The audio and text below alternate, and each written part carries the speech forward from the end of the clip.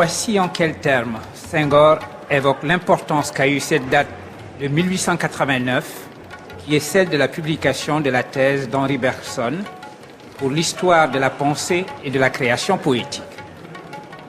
L'année 1889 est une date importante dans l'histoire de la philosophie, des lettres, mais aussi des arts. C'est celle d'une œuvre majeure laissée sur les données immédiates de la conscience d'Henri Bergson.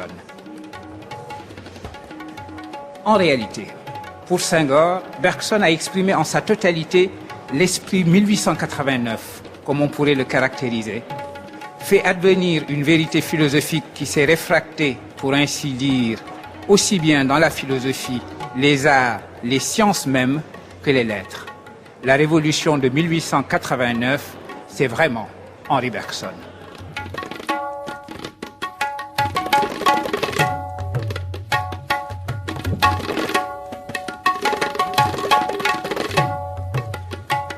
Bonjour Souleymane Bachir Diagne. Bonjour. Bienvenue sur les chemins de la philosophie. Merci de m'accueillir. Oh, c'est toujours un plaisir de vous accueillir et cette fois-ci en direct depuis le Salon du Livre. Vous êtes l'invité international du Salon. Vous savez ça ? C'est un grand honneur, je l'ai découvert en arrivant. Eh bien, vous n'êtes pas venu pour rien. Et les promeneurs qui commencent à s'aventurer entre les stands du Salon du Livre vont le découvrir. Vous venez de lire un extrait d'un ouvrage que vous aviez publié en 2011, qui est paru en poche en 2014, qui est en train d'être traduit en anglais et qui s'intitule Bergson postcolonial. Alors déjà, le titre est surprenant, mais l'extrait que vous venez de lire l'est tout autant. On y apprend que l'année 1889 était une année de révolution en philosophie, sachant que 1889 correspond à l'année de parution des essais sur les données immédiates de la conscience d'Henri Bergson. Oui, alors on a entendu effectivement Léopold Sédar Senghor, très influencé par Bergson, bergsonien devant l'éternel, on pourrait dire, saluer cette date 1889, en jouant bien entendu sur les mots, comme étant la véritable fin du 19e siècle. Pour lui, c'est vraiment un siècle nouveau dans la pensée, dans les arts, dans les lettres, qui s'inaugure cette année-là. Et la marque de cette inauguration pour lui, c'est la publication du premier livre de Bergson, qui est également sa thèse, laissée sur les données immédiates de la conscience. Mais quand vous parlez d'un Bergson postcolonial, c'est par esprit de provocation ? Évidemment, il y a de cela, parce que c'est un titre qui, évidemment, frappe. Mais une fois, par exemple, qu'on a commencé par cet extrait de Senghor saluant en Bergson le penseur qui inaugure véritablement un siècle nouveau, ce que Frédéric Worms a appelé le moment 1900, on se rend compte que Bergson postcolonial, ça a un sens, puisque sa notoriété, on le sait, était très grande en France, en Europe, en Amérique, etc. Ce qu'on sait peut-être moins, c'est l'influence très profonde qu'il a exercée sur des intellectuels de ce qu'on appellerait aujourd'hui le tiers-monde, disons les intellectuels du Sud, quelqu'un comme Senghor et d'autres intellectuels en Afrique, mais également quelqu'un comme Mohamed Iqbal et beaucoup d'intellectuels du monde musulman. Et c'est en ayant en vue cette influence profonde que Bergson a exercée sur ces penseurs-là, ces penseurs du monde colonial, ces penseurs de la décolonisation, que j'ai intitulé mon petit ouvrage « Bergson postcolonial ». On en trouve deux principalement dans votre ouvrage, deux intellectuels qui auraient lu Bergson et qui se seraient beaucoup inspirés de cette pensée-là, enfin même plus qu'inspirés, qui s'en sont vraiment servis dans un usage quasiment politique, dites-vous. C'est d'abord, on en a parlé, Senghor, évidemment, mais aussi Mohamed Iqbal. Oui, et ce triangle me semblait un triangle assez fascinant. Voilà donc qu'un intellectuel africain catholique comme Senghor trouve à s'inspirer de la philosophie de l'élan vital et de l'intuition de Bergson, mais de l'autre côté, venant du monde indien, un philosophe, poète lui aussi comme Senghor et musulman, à la différence de Senghor, trouve à s'inspirer de la philosophie de l'élan vital du même Henri Bergson, qui lui-même, il faut le rappeler, est philosophe juif attiré par le catholicisme. Donc ce triangle me semblait tout à fait important et je l'ai exploré dans ce livre. Et c'est un ouvrage extrêmement réussi, très agréable à lire, qui fait à peu près une centaine de pages, et qui en ces quelques pages arrive à saisir l'intensité même de ce triangle dont vous parlez. Alors on ne va pas présupposer on ne présupposera aucune connaissance de ces trois auteurs de la part des auditeurs et du public qui vient s'installer devant vous, Souleymane Bachir Diagne, pour vous écouter, puisque je rappelle que nous sommes en direct depuis le Salon du Livre. Commençons par le commencement. Si Bergson a influencé Iqbal d'un côté et Senghor de l'autre, c'est avec quel concept? Eh bien, il y a un concept sur lequel il faut revenir, deux en fait, c'est celui d'élan vital et celui d'intuition.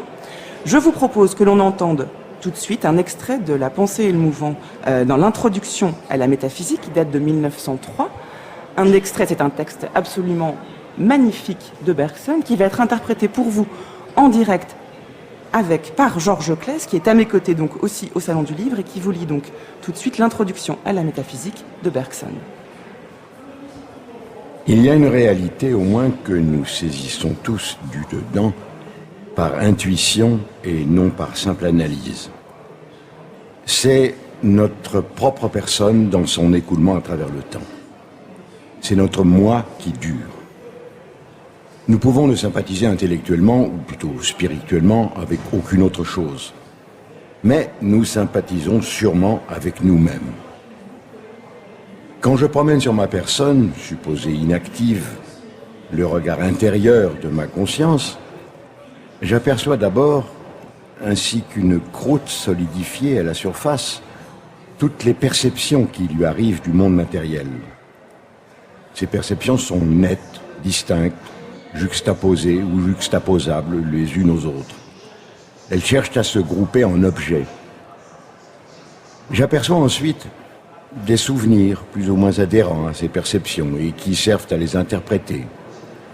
Ces souvenirs se sont comme détachés du fond de ma personne, attirés à la périphérie par les perceptions qui leur ressemblent. Ils sont posés sur moi sans être absolument moi-même. Et enfin, je sens se manifester des tendances, des habitudes motrices, une foule d'actions virtuelles plus ou moins solidement liées à ces perceptions et à ces souvenirs. Tous ces éléments, aux formes bien arrêtées, me paraissent d'autant plus distincts de moi qu'ils sont plus distincts les uns des autres. Orientés du dedans vers le dehors, ils constituent, réunis, la surface d'une sphère qui tente à s'élargir et à se perdre dans le monde extérieur. Mais si je me ramasse de la périphérie vers le centre, si je cherche au fond de moi ce qui est le plus uniformément et le plus constamment, le plus durablement moi-même, je trouve tout autre chose.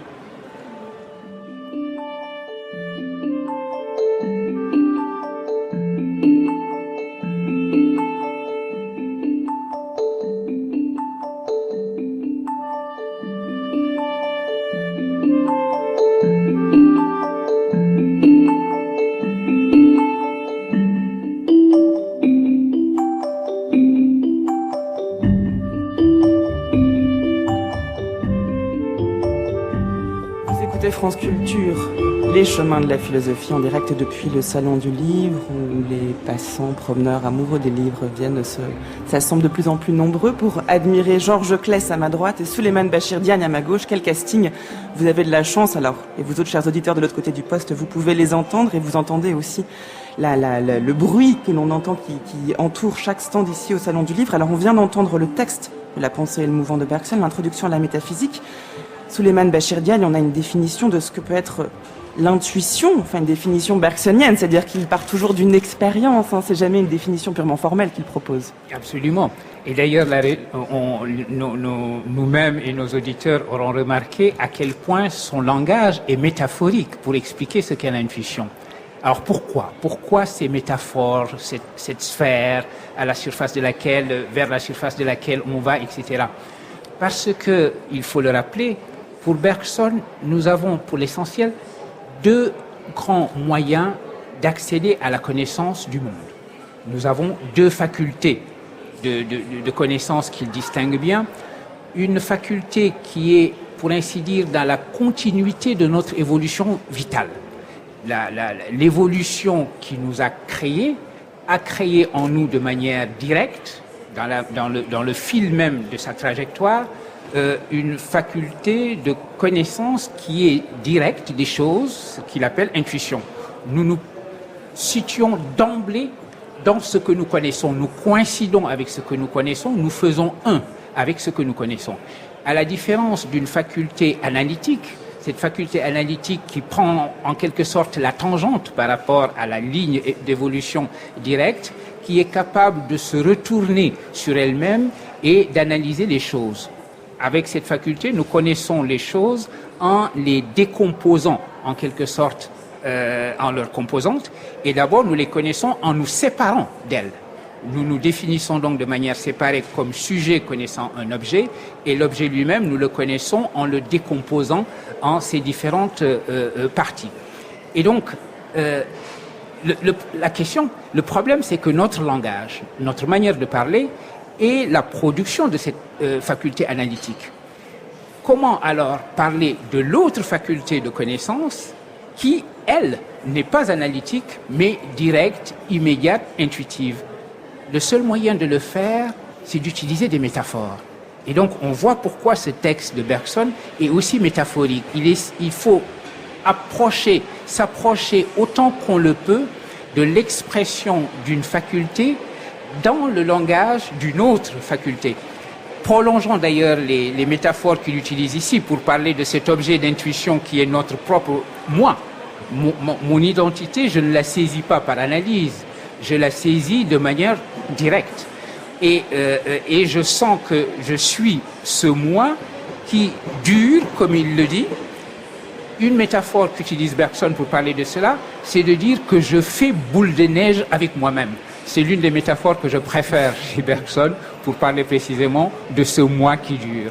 C'est un sacré défi lancé à la philosophie même que la méthode bergsonienne, qui consiste à essayer de ressaisir l'intuition au plus près d'elle-même par les cadres maladroits de l'intelligence, qui ne peut pas faire l'économie de ces étiquettes qu'on pose sur les choses pour mieux les connaître. Il y a une phrase de Bergson qui résume magnifiquement ce geste-là, qu'on trouve aussi dans La pensée et le mouvant, hein, où il raconte comment le philosophe tente de saisir un point pour écrire, et il dit en ce point est quelque chose de simple, de si extraordinairement simple, qu'il n'a jamais réussi à le dire, et c'est pourquoi il a écrit toute sa vie. Mais exactement. Et donc, toute cette écriture, toute la masse d'écriture que l'on produit, c'est une manière de tourner autour de la même intuition. Et c'est effectivement une manière tout à fait magnifique de présenter l'activité philosophique. Et une manière de réconcilier la philosophie avec un geste poétique, quasiment. Vous parlez de l'importance des métaphores.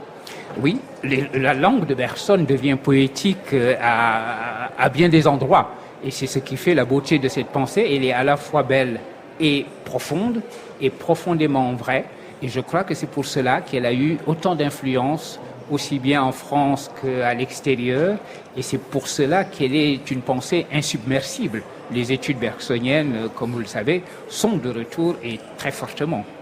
Alors comment s'est passée cette ressaisie de l'intuition, puisque c'est bien de ce concept-là qu'il s'agit en premier, par Senghor, par exemple.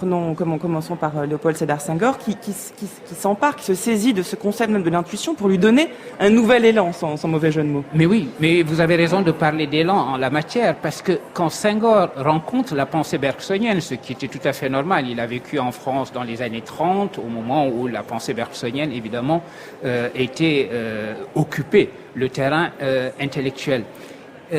Senghor est profondément vitaliste. Il estime que quelque chose de l'approche africaine des choses révélée par l'art africain est une pensée vitaliste, une pensée de l'élan vital. Et donc la traduction pour lui se faisait très aisément son approche de l'esthétique africaine et du vitalisme bergsonien. Alors, je parlais tout à l'heure de cette faculté de connaissance qui est en ligne directe de l'évolution créatrice, et donc ça veut dire que cette faculté-là nous donne une connaissance qu'on pourrait dire vitale des choses.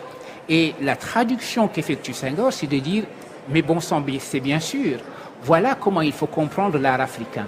Voilà comment il faut comprendre le fait que cet art ne soit pas un art de l'imitation de la nature. On n'essaye pas de représenter les choses telles qu'elles sont. On n'essaye pas de reproduire les belles apparences.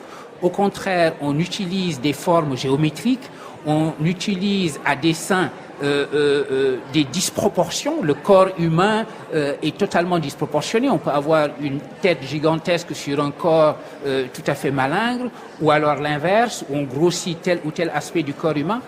Parce que, dit Senghor, il s'agit précisément non pas de capter la belle apparence de la chose, mais de capturer la force qui est la force vitale de la chose elle-même. Et donc, il commence ses premiers écrits, les premiers écrits de Senghor sont des écrits sur l'esthétique africaine, et ces écrits vont rencontrer tout naturellement cette notion bergsonienne de l'intuition. Ce que va dire Senghor, c'est que cette connaissance vitale des choses qui se manifeste dans l'art africain, c'est une manière pour l'artiste d'entrer en connexion immédiate, sans aucune analyse, si vous voulez, d'être en sympathie, c'est encore un mot qu'utilise Bergson, avec la chose. Et de faire en sorte que le spectateur qui regarde une sculpture ou un masque africain perçoive lui aussi, ou elle aussi, de manière tout à fait directe, l'émotion, la vitalité dont ce masque ou cette sculpture sont porteurs. Donc c'est à partir d'une réflexion sur l'art africain que Senghor s'intéresse à Bergson et le mobilise pour essayer de légitimer sans doute cet art, parce que s'il le fait, c'est il se sent presque obligé d'expliquer ce rapport-là à l'art africain, non? Mais oui, parce que il vit à une époque, effectivement, où l'art africain commence à entrer dans la réflexion collective. Il faut se souvenir qu'au début du siècle, les grands artistes européens, Picasso en particulier, rencontrent les formes artistiques africaines, les intègrent dans leur propre recherche formelle. Et donc, il y a quelque chose à dire de cet art africain. Il y a une réflexion à mener sur la manière dont l'artiste africain se représente un monde au-delà de la réalité de ce monde-là. Et quand Senghor rencontre chez Bergson cette idée d'une connaissance vitale des choses à côté d'une connaissance analytique des choses, évidemment, le langage dans lequel il va parler de cet art africain, pour lui, est tout trouvé. Et la clé du bergsonisme senghorien en matière esthétique, parce qu'il y a un bergsonisme senghorien dans d'autres domaines, est bien là. On va entendre la voix de Léopold Sédar Senghor qui propose une définition de ce qu'il nomme la négritude, et vous verrez la définition qu'il en propose est proprement esthétique au sens fort du terme. Écoutez. La négritude, c'est le tréfonds du peuple noir. Nous pourrions dire également que la négritude, c'est le fond, ce n'est pas la forme du peuple noir. Et pour m'exprimer vraiment en nègre, la négritude, c'est essentiellement le rythme, le mouvement. Et c'est ça qui est vivant, car la vie est mouvement, car la vie est rythme. C'est-à-dire quelque chose d'ordonné et de non prévu en même temps. C'est essentiellement cela, la négritude. C'est cette vie qui étonne, cette vie qui intervient quand on ne l'attend pas, cette vie qui bouleverse toutes les prévisions, cette vie plus forte que l'amour. C'est très clair ici le glissement que fait Senghor entre une définition de ce qu'est le rythme, comme ce mouvement non prévu, hein, et du rythme, donc le glissement du rythme vers ce qu'il appelle la négritude. Et les termes bergsoniens qu'il emploie montrent qu'ici, c'est pas simplement une utilisation annexe du concept d'élan vital ou du vitalisme bergsonien pour définir ce qu'il en est, c'est l'essence même de la négritude qui est bergsonienne. Absolument. Et parce que la négritude ne se comprend que de cette manière-là, comme une philosophie de la poussée vitale et une philosophie de la force vitale. L'une des prémices essentielles de ce que dit Senghor, c'est que être, exister, c'est être une force. Autrement dit, il ne s'agit pas simplement de dire on existe et on a une force, parce que là, ce serait une sorte d'attribution de l'extérieur de la force à un être qui, lui, est inerte. Non, il s'agit de dire que l'être, c'est la même chose que la vie, c'est la même chose que être une force. Et c'est cela qu'essaye de capturer, de transmettre l'art. Et vous avez raison de souligner qu'on croit entendre Bergson parlant ici de la vie, du mouvement, du rythme. On pourrait dire de ce point de vue-là que le rythme, c'est ce qui vient donner son individualité à la force. chaque être est un rythme ou une sonorité particulière. Et je voudrais ici, d'ailleurs, à la suite de ce bel extrait qui a été lu de Senghor, faire deux remarques.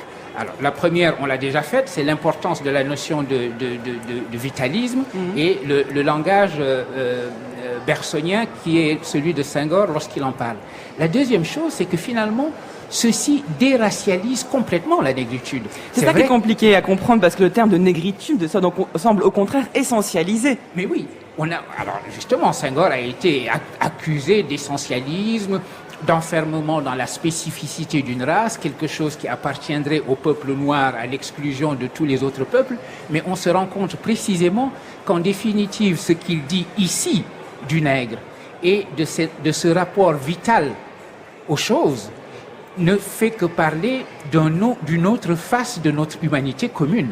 En réalité, il y a une déracialisation totale de l'idée de négritude, même si au départ, l'idée de négritude est une idée dont lui-même, Césaire ou Damas se sont emparés en réponse à l'essentialisme colonial et à la négation coloniale de la civilisation, de toute forme de civilisation pour les Africains. Et ça, c'est un aspect très important. Senghor serait prêt à dire que Bergson est un nègre. C'est ça, c'est qu'il y a une dimension universelle de la négritude. Absolument. Senghor d'ailleurs dit « Nos poètes nègres parlant de Rimbaud et de Claudel » pour exactement les mêmes raisons qu'il serait prêt à faire de Bergson lui aussi un nègre. Donc le mot nègre finit par être un concept philosophique détachable et détaché de toute implication raciale. Ce qui est fascinant, alors on va en savoir un peu plus. Laissons encore la parole à Léopold Sédar Senghor, mais cette fois-ci à travers la voix de Georges Claes, qui est donc avec nous ici, Souleymane Bachir Diagne, en direct depuis le Salon du Livre. Voici un extrait de Ce que l'homme noir apporte, qui date de 1939 et dans lequel on entend cette phrase restée célèbre « L'émotion est nègre comme la raison est laine ». Voici Georges Claes. Bien des ouvrages ont paru sur l'âme nègre. Elle demeure forêt mystérieuse sous le vol des avions. C'est d'un confusionnisme tout rationaliste d'expliquer le nègre par son utilitarisme quand il est pratique, par son matérialisme quand il est sensuel. Veut-on comprendre son âme? Faisons-nous une sensibilité comme la sienne. Sans littérature entre le sujet et l'objet, sans imagination au sens courant du mot, sans sujet ni objet.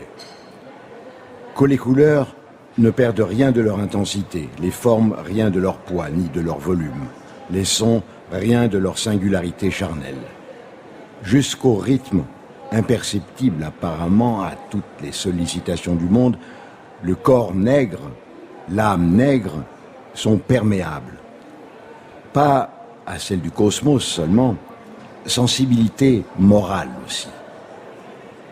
C'est un fait noté souvent que le nègre est sensible aux paroles et aux idées, encore qu'il le soit singulièrement aux qualités sensibles, dirais-je sensuelles, de la parole, aux qualités spirituelles, non intellectuelles des idées. Sensibilité émotive. L'émotion est nègre comme la raison est hellène. Ô que rident tous les souffles, âme de plein air battue des vents et d'où le fruit souvent tombe avant maturité. Oui, en un sens. Le nègre aujourd'hui est plus riche de dons que d'œuvres. Mais l'arbre plonge ses racines loin dans la terre. Le fleuve coule profond, charriant des paillettes précieuses. La nature même de l'émotion, de la sensibilité du nègre, explique l'attitude de celui-ci devant l'objet perçu avec une telle violence essentielle. C'est un abandon qui devient besoin, attitude active de communion, voire d'identification, pour peu que soit forte l'action, j'allais dire, la personnalité de l'objet. Attitude rythmique, que l'on retienne le mot.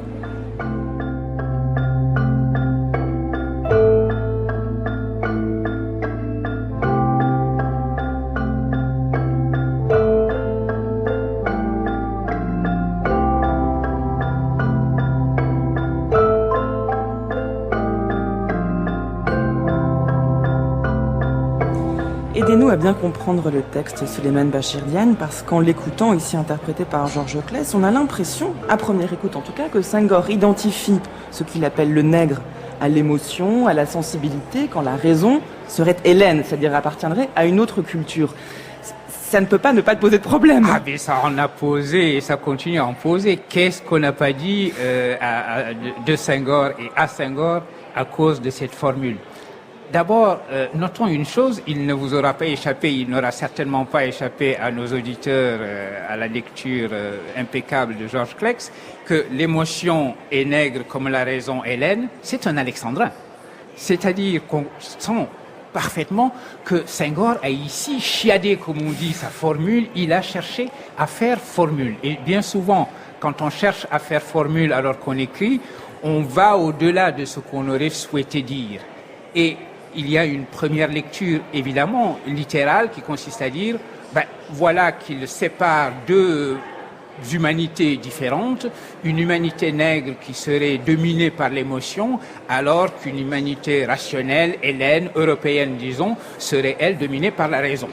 On a accusé Senghor de reprendre à son compte des idées colonialistes de Lévi-Bruhl, qui voyait la différence entre une rationalité européenne et une mentalité primitive. L'ethnologue Lévi-Bruhl. L'ethnologue Lévi-Bruhl, voilà. Que Senghor cite souvent. Il voilà. faut dire qu'il a à un moment donné fréquenté lui-même l'Institut d'ethnologie de Paris, qui avait été fondé, entre autres, par Lucien Lévi-Bruhl. Alors, est-ce que c'est bien de cela qu'il s'agit? Est-ce qu'il s'agit pour lui de reprendre à son compte cette distinction radicale opérée par Lucien Lévi-Bruhl entre une mentalité primitive qui serait prélogique ou alogique et une identité cognitive, intellectuelle européenne qui, elle, serait totalement, de part en part, rationnelle. Notons que si c'est le cas, c'est anti-bergsonien, parce que Bergson n'oppose pas l'intuition à la raison. Mais voilà, précisément, Senghor est bien trop bergsonien pour s'abandonner à cette distinction radicale lévi-brullienne. Bergson a écrit contre la mentalité primitive de Lévi-Bruhl. Et Senghor, même s'il semble avoir le langage de Lévi-Bruhl par moment, en réalité est bien trop profondément bergsonien pour opérer une telle séparation. Il a passé le reste de sa vie, le pauvre, à expliquer qu'il n'a jamais dit que les nègres ne soient pas non plus rationnels et que les hellènes ne soient pas non plus des êtres d'émotion. Autrement dit, et comme le dira d'ailleurs très joliment Lévinas, parlant de Lévi-Bruhl, puisque Lévi-Bruhl, à la fin de sa vie, va totalement va produire une palinodie. Il va dire en réalité que cette séparation radicale qu'il avait effectuée entre une humanité européenne et une humanité primitive qui serait prélogique n'avait aucune raison d'être. Il est revenu sur sa distinction lui-même. Et pour résumer cela, Lévinas dira de lui qu'il avait parlé non pas de deux âmes différentes, mais de deux profondeurs d'une même âme, en parlant d'un côté de l'émotion et de l'autre de la raison. Et c'est bien ainsi que Senghor entend les choses. Si nous nous reportons au contexte général de cet essai qu'il écrit en 1939, Ce que l'homme noir apporte, c'est un texte de réflexion sur la signification de l'art africain. Jusque-là, il aura expliqué précisément que l'art africain est davantage une production de la face émotion de notre faculté de connaître qu'une production de la face raison de notre faculté de connaître. Autrement dit, la raison, la rationalité serait plutôt du côté de la reproduction des belles formes, de l'imitation de la nature, de la belle représentation de la nature telle qu'elle est, alors que l'émotion tournerait le dos à l'aspect purement mimétique de la reproduction artistique pour essayer de capturer ce que Senghor appelle la sous-réalité d'un objet, c'est-à-dire la force vitale dont l'apparence extérieure de l'objet est une manifestation. Donc, si on voit ce contexte-là, on comprend bien mieux la formule qu'il a très recherchée, qu'il a ici employée et qui lui a été fortement reprochée, en y voyant une simple analogie. Senghor est en train de dire que les œuvres artistiques africaines sont à l'émotion ce que les œuvres de la statuaire gréco-romaine, par exemple, sont à la raison. Et dès lors qu'on rétablit cette analogie-là, la formule apparaît infiniment moins scandaleuse qu'il n'y paraît. Heureusement que vous êtes là pour l'expliquer quand même, Souleymane Bachirdian, parce que le texte lui-même prête à beaucoup de C'est dommage que contresens. Senghor ne soit plus là, il m'aurait payé des royalties comme étant un explicateur. Parce que c'est vrai que du coup, si on en tient à cette lecture qui est simpliste mais présente dans le texte, encore une fois, c'est anti-bergsonien, parce que Bergson, toute l'œuvre de Bergson, si elle distingue l'intuition et l'intelligence, ce n'est jamais pour les opposer. Les deux font partie d'un même mouvement. Exactement. Et c'est un contresens que d'essayer de les dissocier et de les opposer. Exactement. Et surtout, Bergson est quelqu'un qui croit en l'unité de l'humanité. Et c'est la séparation radicale qu'il y a entre lui et celui qu'on appellera donc le premier Lucien Lévy-Bruhl, puisque, encore une fois, Lévy-Bruhl lui-même finira par renoncer à sa thèse du prélogisme. Alors, il y a une dimension aussi plus politique à ce travail de Senghor sur Bergson, qui va nous permettre de faire le lien vers l'influence de Bergson sur Mohamed Iqbal, notamment. Pour Senghor, on parle quasiment d'un socialisme vitaliste. Oui. Alors justement, là, dans cette influence, dans ce bergsonisme de Senghor, on mettra davantage l'accent sur l'élan vital que sur l'intuition. Parce que l'élan vital, cette poussée vitale qui est au centre de la pensée de Bergson, pour Senghor, trouve une traduction dans ce qu'il appelle la désaliénation, de manière générale, et en particulier la désaliénation et la philosophie de l'émancipation pour les peuples colonisés.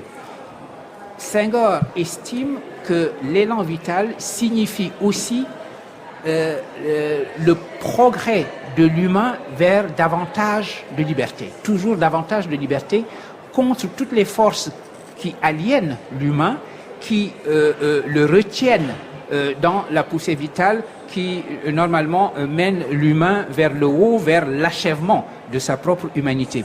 Et donc il y a pour lui d'abord une signification métaphysique et quasi cosmique à l'aliénation contre les forces qui en principe devraient amener l'humain vers la pleine réalisation de lui-même comme artiste au sens de l'homme libre et qui crée librement.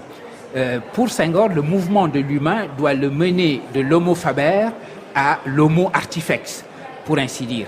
Et c'est dans un cadre comme celui-là qu'il pense également l'aliénation coloniale. Autrement dit, la situation coloniale, la négation des peuples colonisés est un aspect important, essentiel d'un mouvement cosmique pratiquement de désaliénation de l'humain. Et pour lui, la véritable désaliénation, c'est également sur le plan collectif ce mouvement vers le socialisme. Donc chez lui, le socialisme a un sens quasi cosmique avant d'avoir une signification politique ou économique. Il voit le socialisme véritablement comme cette force d'émancipation qui va accorder à l'humain ce qui est la promesse de sa propre nature et ce qui est la promesse de l'élan vital et de l'évolution créatrice, c'est-à-dire la libération de sa force créative. Mohamed Iqbal, il faut qu'on y vienne, il nous reste 10 minutes, Souleymane Bachirdian. Juste pour le présenter, on va entendre un texte interprété par Georges Claes, une lecture du livre de l'éternité. Il naît à Sialkot, dans une ville du Pendjab, à l'époque ce sont les Indes britanniques. Il va séjourner en Europe où il va rencontrer Bergson. Il rencontre Bergson, en effet. Ils ont une conversation sur le temps. Sur le temps. Il va être élu à l'Assemblée législative du Pendjab en 1927. Il va se faire, c'est surtout ça qu'on retient de lui, en plus de son activité poétique, le défenseur d'un État musulman autonome qui va inspirer les fondateurs du Pakistan. Voici le texte interprété par Georges Claes et puis on revient ensuite sur l'influence de Bergson sur Iqbal. Qu'est-ce que l'ascension ? Seulement la recherche d'un témoin qui puisse finalement confirmer ta réalité. Un témoin dont la seule confirmation te rend éternel. Nul ne peut rester sans trouble en sa présence, et celui qui le peut, en vérité, il est d'or pur. N'es-tu donc qu'un grain de poussière ? Resserre le nœud de ton moi, et tiens-toi fermement à ton être minime. Quelle splendeur que de faire briller son moi et d'éprouver son éclat en la présence du soleil. Sculpte donc ta forme ancienne et crée un nouvel être. Un tel être est l'être véritable. Sinon, ton ego n'est que fumée. On y entend ici, Souleymane Bachir Diagne, la revendication d'un élan vital à l'échelle individuelle. C'est le soi qu'il s'agit de reconstruire et sans doute de dépasser. Sinon, nous dit Iqbal, ton ego n'est que fumée. Oui, et là, il fait référence aussi à un aspect de la pensée de Bergson qui est la pensée de l'individu. L'être humain est mouvement vers sa propre individuation, vers sa propre individualité. Autrement dit, l'individu n'est pas une chose donnée, c'est une tâche à accomplir. Il faut devenir individu et ne peut être pleinement individu, finalement, que l'ego ultime qu'on écrit avec E majuscule et derrière lequel on a évidemment tout le loisir et le droit de lire Dieu. Et cette pensée-là va être également investie par Iqbal. Iqbal est un philosophe de l'ego humain. Iqbal estime aussi que l'être humain a à réaliser son individualité et que c'est cela, le mouvement de parachèvement de notre humanité. Autrement dit, l'humanité n'est pas donnée, l'humanité est une tâche, il est du devoir de l'être humain de devenir pleinement ce qu'il a à être, c'est-à-dire un ego. Et là encore, fidèle en cela à la pensée de Bergson, Iqbal estime que nous ne faisons que tendre asymptotiquement vers cette réalisation de ce qu'il appelle en anglais selfhood, puisqu'il écrit en anglais, en persan et en ourdou. C'est-à-dire cette individualité, cette ipséité, cette égoïté, comme on pourrait dire, jargonnant un petit peu. Eh bien, c'est ce que l'on lit ici. Oui. Et ce faisant, le but qui est également politique, ce n'est pas seulement une question métaphysique, philosophique, c'est également une question politique, parce que pour Iqbal, cette réalisation de soi comme individu et s'effectue non pas dans la contemplation, on ne se saisit pas comme un moi dans son poil, comme c'est le cas chez Descartes. Ce moi se réalise dans l'action. Et la raison pour laquelle il est important pour lui de souligner cela, que l'humain va vers sa propre individuation, sa propre individualité, c'est pour s'opposer à un mysticisme qui estimerait que le but de l'humain, c'est la contemplation de quelque chose d'autre et le fait de se perdre dans ce que l'on contemple. Pour comprendre quand même ça, il y a une chose que je n'ai pas dite qui est très importante, c'est que ce poème d'Iqbal, on le trouve à la fin de son livre, Reconstruire la pensée religieuse de l'islam. Mais oui. C'est ça quand même, la démarche. C'est ça la démarche. Religieuse, donc politique en fait. La pleine reconstruction de la pensée religieuse de l'islam, pour lui, c'est précisément cela. Appeler l'individu à sa responsabilité d'être pleinement ce qu'il a à être, c'est-à-dire un individu, et un individu engagé dans l'action, une action de transformation de son monde, de libération de toutes les forces qui doivent être des forces émancipées, libres et créatrices dans un monde de l'aliénation. Et c'est en cela que l'élan vital ici, effectivement, chez Iqbal aussi, se fait projet politique. Et c'est difficile de penser de l'articulation entre une pensée de soi, il faut proposer, créer un nouvel être, nous dit Iqbal, de soi, de dépassement de soi vers la nouveauté, et en même temps un projet qui est à la fois religieux, on l'a dit, puisqu'il s'agit de reconstruire la pensée religieuse de l'islam, mais politique, c'est-à-dire étatique. Et le but est quand même de parvenir à cette forme d'indépendance religieuse étatique de l'islam avec le Pakistan, ce qui donnerait le Pakistan. Mais oui, alors justement, avec la possibilité toujours que cette pensée-là donne quelque chose d'autre, comme un État-nation islamique, etc. Donc ça, c'est le côté ambigu de l'usage qui peut être fait de la pensée iqbalienne. On voit qu'un État comme le Pakistan le revendique comme père fondateur, mais donc de ce point de vue-là, les islamistes pourraient le revendiquer de la même manière que des libéraux plus ouverts pourraient le revendiquer et le revendiquent effectivement. C'est là où on voit comment le Bergson, qui a pu les influencer, a été ressaisi d'une manière encore différente, parce que Bergson écrit très peu de textes qui sont proprement politiques, n'est-ce pas? Mais oui, en gros, le dernier texte publié de son vivant, Les deux sources de la morale et de la religion, serait le texte le plus politique. On peut considérer également que les discours qu'il a écrits pendant la guerre, parlant de la guerre, sont également les textes politiques de Bergson. Mais ce qui est important, c'est précisément que on n'a pas à chercher l'influence, si vous voulez, politique de la pensée de Bergson uniquement dans des textes qui se donnent comme des textes de réflexion sur la société ouverte ou la société close ou la religion ouverte ou la religion dynamique. Comme on l'a vu, des thèses proprement métaphysiques peuvent également avoir une traduction politique très facilement. Mais on a quand même besoin de vous pour éviter les contresens et bien comprendre ces textes. Alors merci beaucoup d'être venu nous en parler aujourd'hui. C'est moi qui vous remercie infiniment, c'est toujours un plaisir. Votre livre s'appelle Bergson postcolonial. On comprend mieux maintenant l'intitulé de ce livre et je le redis, c'est un petit livre par la taille extrêmement riche, extrêmement fécond pour ceux qui s'intéressent à Bergson et qui peuvent voir en quel sens une pensée est vraiment et résolument vivante, y compris quand elle est interprétée par d'autres personnes que l'auteur même de cette pensée. On se quitte avec un cadeau. Je vous offre un cadeau qui dure 30 secondes. Peut-être le connaissez-vous, mais je pense que le plaisir de le déguster sera intact. Écoutez. Quel est l'objet de l'art ? Si la réalité venait frapper directement nos sens et notre conscience, et si nous pouvions entrer en communication immédiate avec les choses et avec nous-mêmes, je crois bien que l'art serait inutile, ou plutôt que nous serions tous artistes, car notre âme vibrerait alors continuellement à l'unisson de la nature. Bon, c'est pas facile d'écouter ce son au milieu du salon du livre, je vous l'accorde. Avez-vous reconnu cette voix, Souleymane Bachir Diagne ? N'est-ce pas Malraux ? Non. Ça aurait pu. Oui, ça aurait pu, c'est vrai. Le son aurait été de meilleure qualité, c'est une archive encore plus ancienne, c'était la voix de Bergson, figurez-vous.